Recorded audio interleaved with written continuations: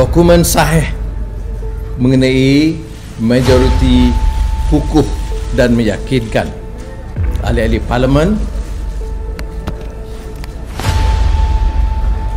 menyokong saya. Dia mencecah lebih dari 120, tetapi oleh kerana Yang di-Pertuan Agong akan memanggil ketua-ketua parti, maka mula sabar.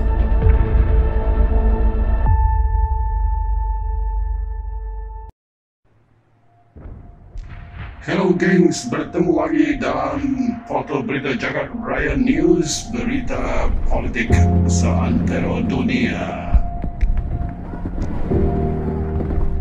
Sudah pastinya berinformatif dan sensational. Untuk saya terus berkarya, sila tekan subscribe, like, share dan komen. Semua ini khas untuk anda.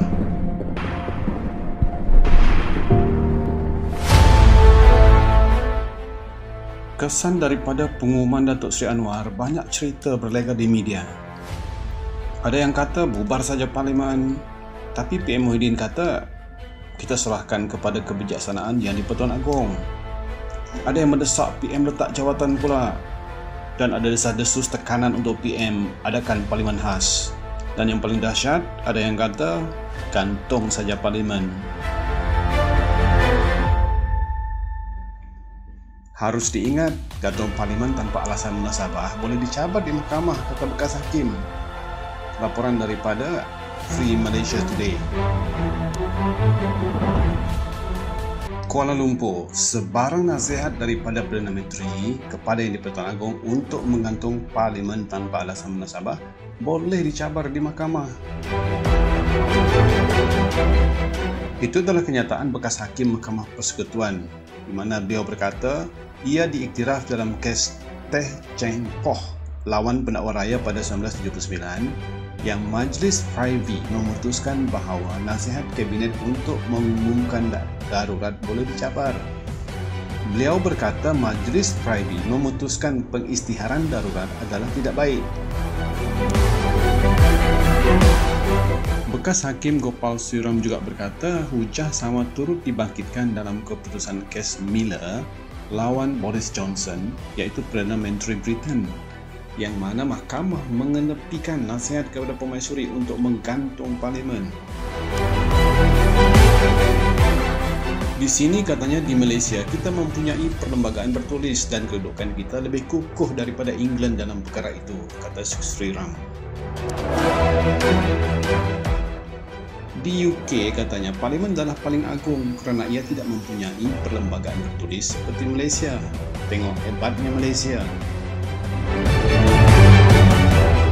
Perdana Menteri atau kabinetnya hanya boleh menasihati Agong menggantung Parlimen atas alasan munasabah, kata Sri Ram, dengan memberi contoh 1/3 ahli Parlimen sakit disebabkan oleh COVID-19 misalnya, katanya. Selanjutnya beliau menambah, tiada bukti perubatan menunjukkan penggantungan akan membantu negara pulih daripada pandemik itu. Justru, kata beliau, tiada negara dalam Commonwealth atau Amerika Syarikat yang mempunyai perlembagaan bertulis menggantung Parlimen mereka untuk memerangi pandemik, katanya. Sri Ram berkata demikian sebagai respons terhadap cadangan bekas Yang di-Pertua Dewan Negara, S.A. Vigneswaran. Parlimen katanya harus digantung untuk membolehkan kerajaan memerangi COVID-19. Dalam kenyataan itu, Vigneswaran berkata ia akan membantu kerajaan memulihkan semula ekonomi dan mewujudkan kestabilan politik.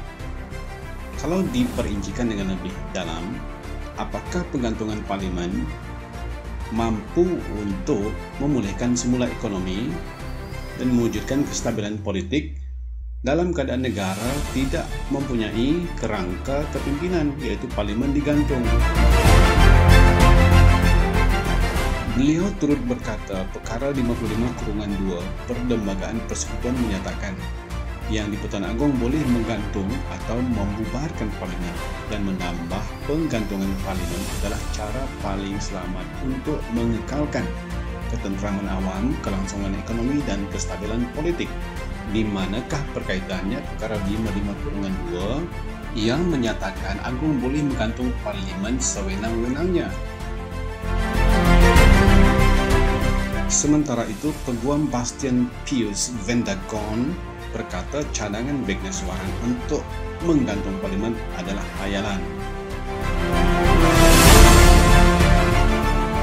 Beliau menambah, perlembagaan sepatutnya dipahami secara meluas, liberal dan kaedah bermakna yang selaras dengan kedaulatan undang-undang, katanya.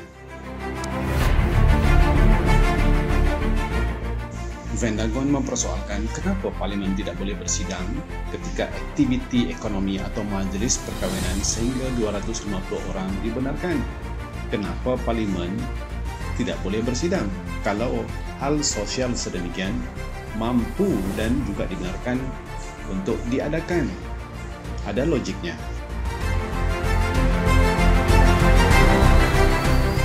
Begitu rakusnya COVID-19 merayapi persekitaran kita, begitu juga rakusnya politik negara mencetak warna minda rakyatnya. Berjuanglah demi bangsa dan tanah airmu.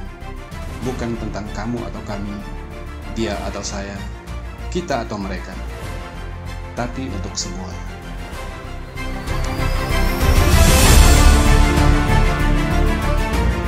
Jangan lupa subscribe, like, share, dan komen supaya saya terus berkarya untuk Anda.